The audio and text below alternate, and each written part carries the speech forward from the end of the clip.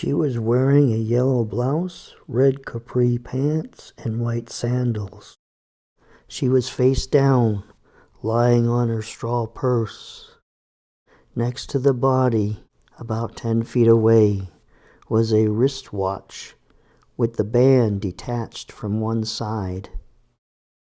A trail of blood drops led from her body to the street. What happened that night?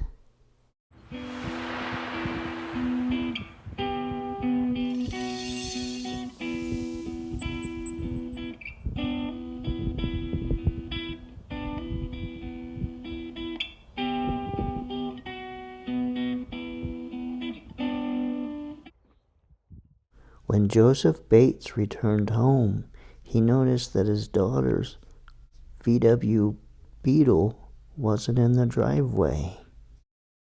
Inside the house, he called out her name, Cheri, and then he looked in her bedroom and in the bathroom, and then found a note in the kitchen.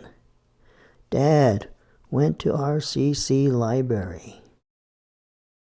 And so his plan for that night was to go over to a friend's for dinner. And so he took a shower and then he left.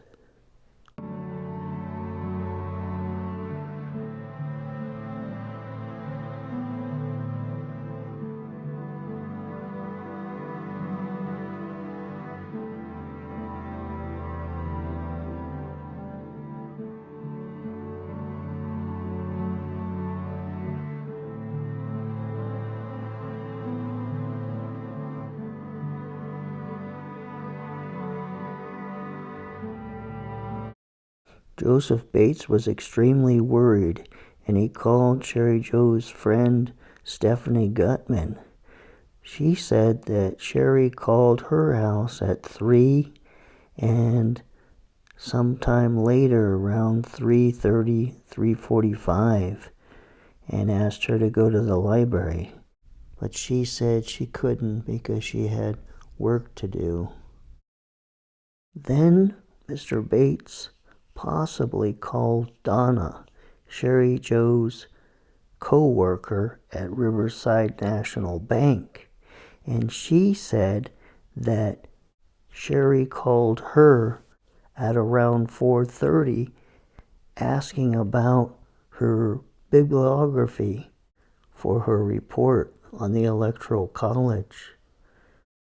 Mr. Bates thought back what he did that day. They went to Mass at St. Catherine's Catholic Church, and then they went to Sandy's restaurant in the Hardman Center. And then he asked Cheri if she would go with him to the beach, but she said she couldn't because she had class work to do. So he went to the beach with a friend. Then he remembered that he returned home to a friend's house in Riverside, and he called Cheri at 5 p.m. and the phone was busy. And then he waited and called her again at 5:15 and the phone was still busy. Then he left his friend's house to go check on her and to see if she wanted to have dinner with them that night. Joseph Bates reported his daughter missing at exactly 5:43 a.m. A reporter stood at the door asking if Cheri was at home. Joseph Bates shook his head. He did not speak. "Do you know where she is?" the reporter asked. "No," Bates said slowly, and then in a rush of words he added, "There's a possibility that the body they found at Riverside City College is her. A radio station called and said they found her car there," Bates said in another rush of words. "But I don't get a single word from the police." A Riverside police officer came to the front door of the Bates residence and told Joseph Bates that his daughter was dead. The head of the Riverside Police Department was Police Chief Lambert Kenked, age 56, and he placed in charge of the Cheri Jo Bates murder investigation Captain Irvin Cross, age 43. The Riverside County Sheriffs found Cheri Jo Bates's car on Terracina Drive, 75 yards west of the crime scene, and the car was found with the windows rolled down, the doors unlocked, and the key in the ignition. Captain Cross assigned many detectives to the case. One was Detective Sergeant Leroy Gren, age 32. Another was Detective Earl Brown, age 38. The crime scene was meticulously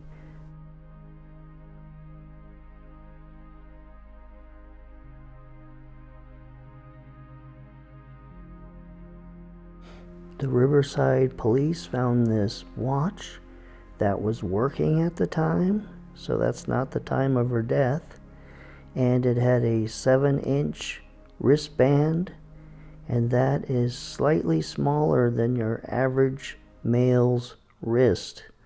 So that would be unusual because the Zodiac killer is supposedly a big man, at least in weight. And this is dirt from the dirt driveway that Cheri Jo Bates was found lying on. And they found a heel print in the dirt. The heel print was identified as a B.F. Goodrich waffle design men's 4/8 inch washer type half heel. The measurement of the heel indicated that it would have been attached to an 8 to 10 size shoe. Shoes bearing the same type heel were issued and sold at the PX at March Air Force Base at Riverside. I tried to find a B.F. Goodrich shoe that had that same heel imprint, but I couldn't find one. This was the only one that I was able to find.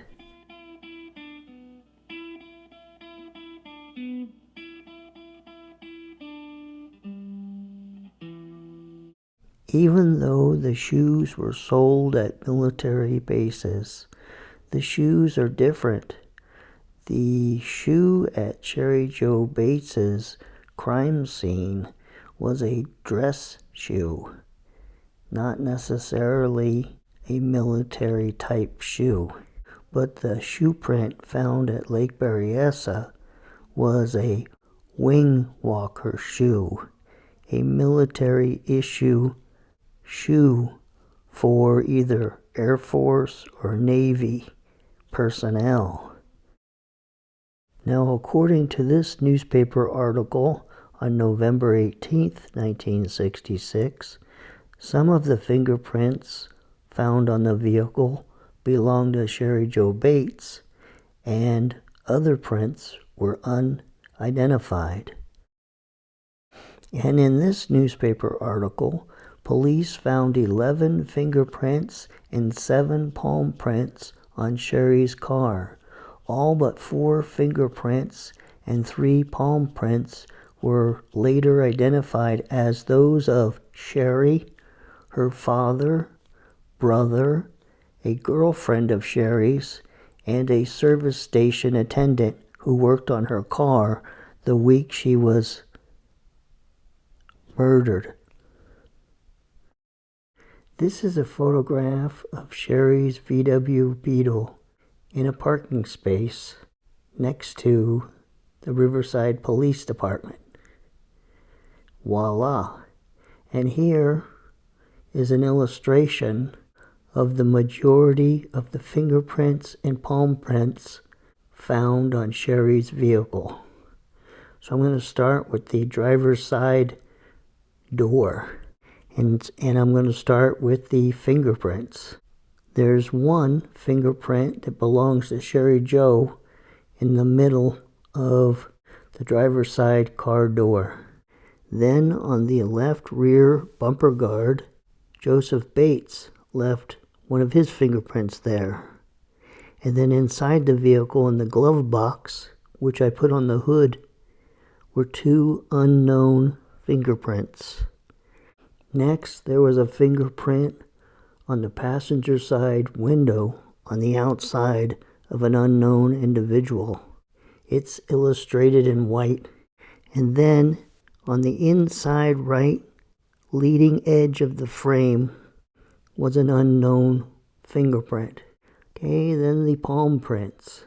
Inside was an unknown palm print. And then on the outside passenger upper edge of the door was Joseph Bates' palm print. And then above the passenger side rear window, there were two palm prints, one belonging to Joseph Bates and one belonging to an unknown individual. 4 weeks after the murder of Cheri Jo Bates, the Riverside Police and the Daily Enterprise newspaper received a typed confession letter, supposedly from the killer. It was mailed from a secluded rural mailbox without any postage. The letter has some similarities to the Zodiac's writings and some things that make it not look like the Zodiac's writing.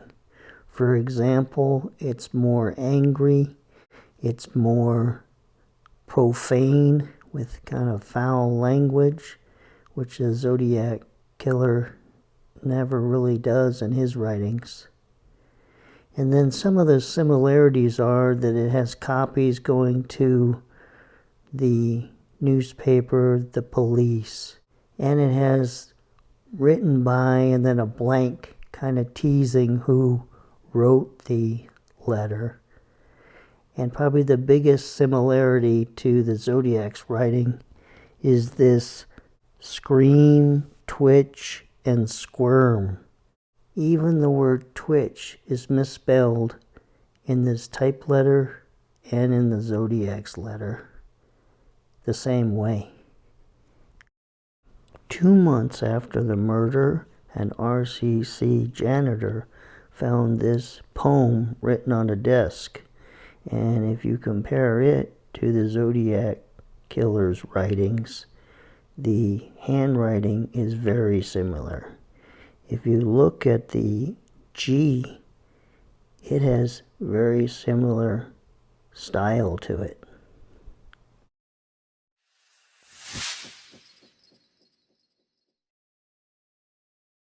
Flake Crawford Casto. So he lived in Cheri Jo Bates' house before they moved into the house. And he moved to Georgia because his father was in the United States Air Force. And then he returned to Riverside. And he graduated in 1965 from Ramona High School.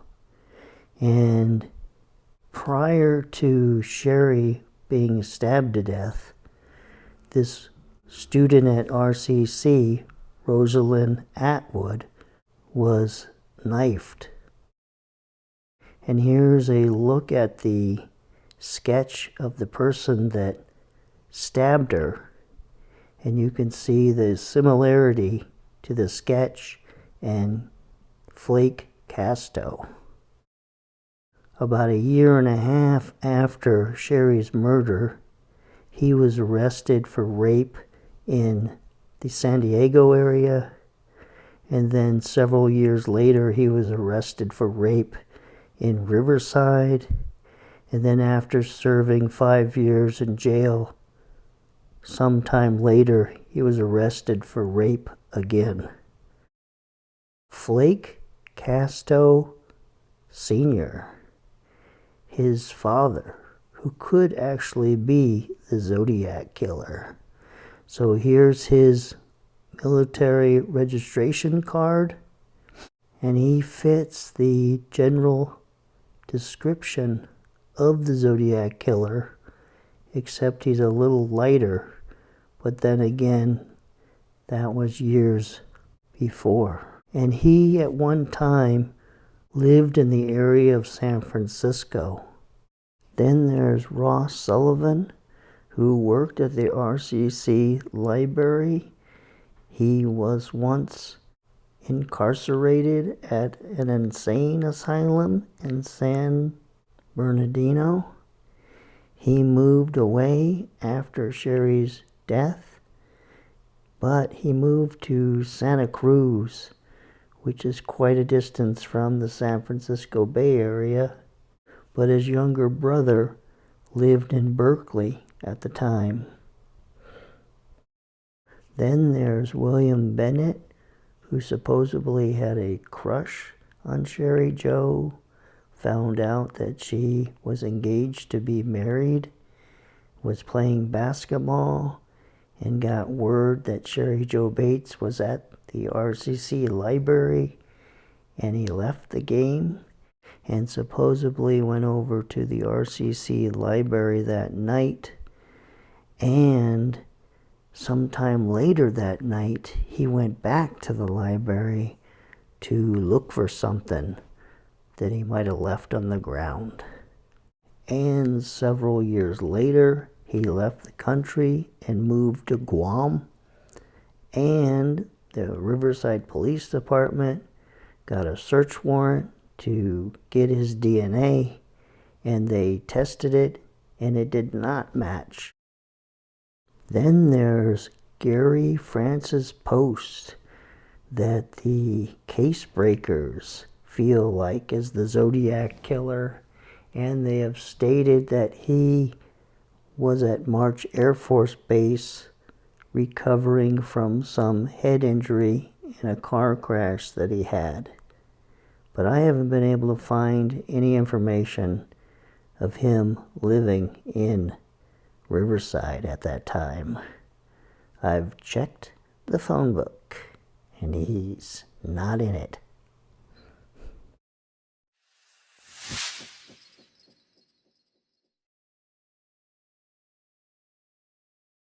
Patricia Hantz graduated from Pacific High School in San Bernardino in 1965, and a year after Cheri Jo Bates' murder, she wrote this letter to the editor claiming that she knew who killed Cheri, and she kind of implied that it was Michael Selleck.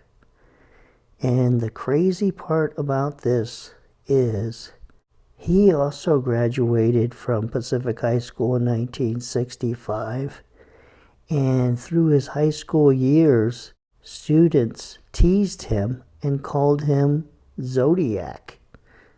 And this is way before the Zodiac murders in the San Francisco Bay Area.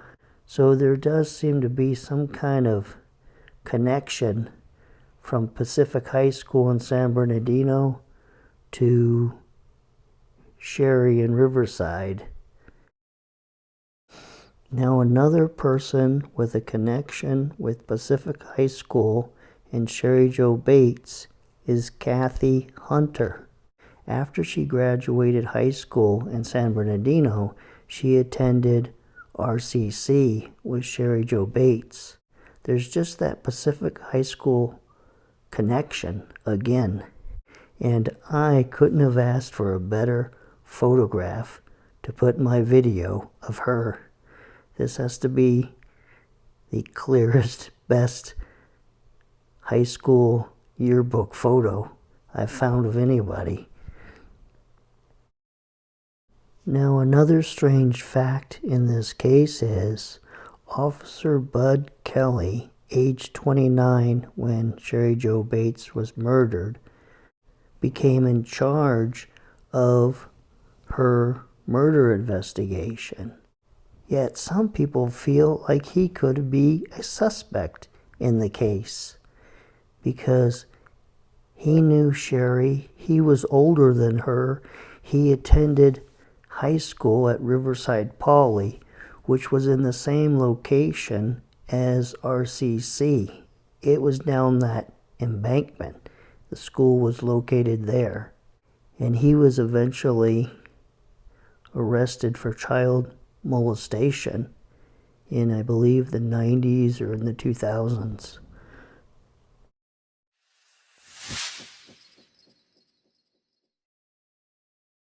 Myth number 1 about the case. The police said the confession's authenticity was proved by the writer's reference to one detail of the crime that police had kept secret, that Miss Bates's car had been sabotaged by pulling out the middle wire of the distributor. Well, here's a newspaper story that afternoon on October 31st, 1966, that states there were indications the wire from the coil to the distributor had been pulled to keep the car from starting. And this is not the only newspaper article that stated that fact. And here's the exact words from the confession letter. I first pulled the middle wire from the distributor. Myth number 2.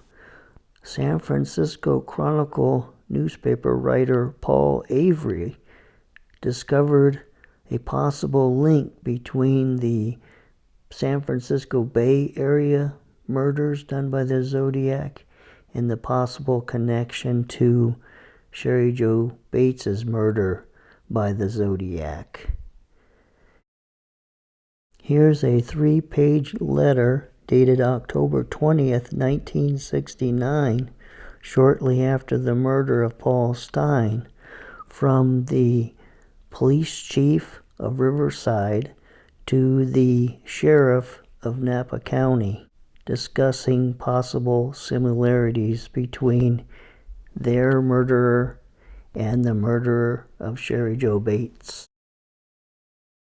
Myth number 3, that these 3 letters written 6 months after the murder of Cheri Jo Bates have anything to do with the Zodiac killer.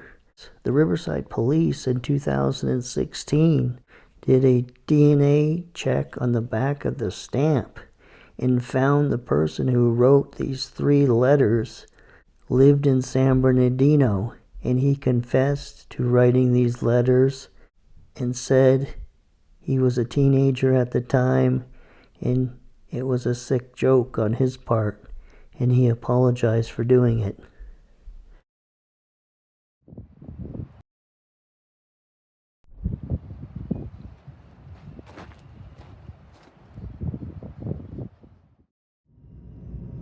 Well, this ends this episode of Unsolved, and I might have a follow-up episode because there's a lot of information to go over. Those fingerprints, palm prints, the wristwatch, and the letter compared to the Zodiac's letters, and the suspects, and the people that might know more about the murder of Cheri Jo Bates than they've stated.